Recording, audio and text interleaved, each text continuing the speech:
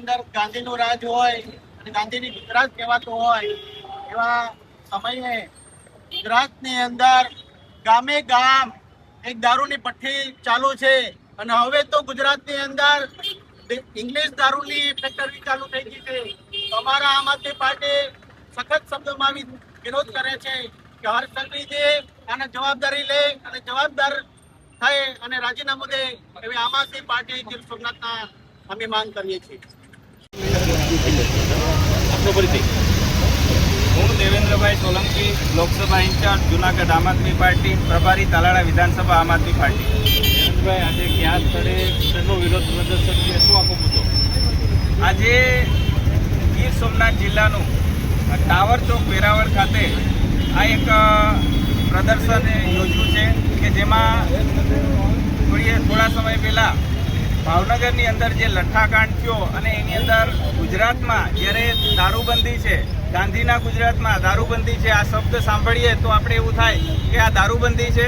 છતાં પણ ગુજરાતની અંદર દરેક ગામની અંદર, દરેક સિટીની અંદર દારૂ વેચાય છે અને આ દારૂ પણ જે નકલી દારૂ પીવાથી જે લોકો મૃત્યુ પામ્યા છે એના વિરોધમાં આજે ગૃહમંત્રીએ રાજીનામું આપી દેવું જોઈએ, કારણ કે એટલો ગુજરાતમાં દારૂ વેચાય છે તો એના જવાબદાર કોણ?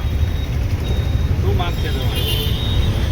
આમ આદમી પાર્ટી આજે ગુજરાતના દરેક જિલ્લા ખાતે આ ધરણા પ્રદર્શન કરી રહી છે અને એક જ માંગ છે કે ગૃહમંત્રીને છે એ રાજીનામું આપી દેવું જોઈએ, કારણ કે જો કાયદો વ્યવસ્થા જળવાતી ન હોય તો રાજીનામું આપી દેવું જોઈએ.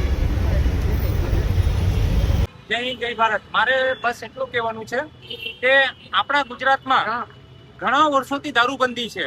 આ ગાંધીનું ગુજરાત છે અને આમાં દારૂબંધી હોવા છતાં આ ગુજરાતની અંદર દારૂ આવી કઈ રીતે જાય છે? સૌથી મોટો પ્રશ્ન એ છે. વધારેમાં વધારે આપણા ગૃહમંત્રી હર્ષ સંઘવી સાહેબ ફાકા ફોજદારી કરવામાંથી નવરા નથી થતા. આમ કરી નાખશું, તેમ કરી નાખશું, ફાડી નાખશું, પણ ખરેખર કઈ વસ્તુ કોઈ થતી નથી. અને આટલું પ્રતિબંધ, આટલી પોલીસ હોવા છતાં ગુજરાતની અંદર દારૂ ઘૂસે છે કઈ રીતે? અને ઘૂસે છે પણ અને દારૂ પાછા બનાવે પણ છે. આ તો ગજબનો ખેલ કહેવાય.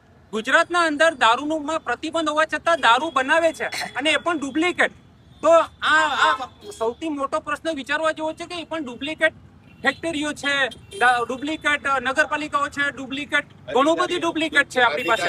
અને આ એક રહી ગયું હતું તો હવે દારૂ પણ ડુપ્લિકેટ બનવા માંડ્યું છે ગુજરાતમાં.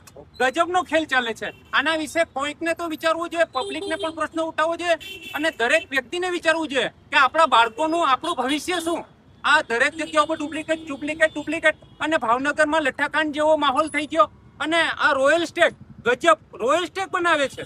અત્યાર સુધી આપણે સાંભળતા હતા કે કોથળીઓ બનતી હતી, હવે રોયલ સ્ટેક બને છે દારૂ ડુપ્લિકેટ. અને કેટલા લોકો મરી ગયા. તો આનો જવાબદાર કોણ?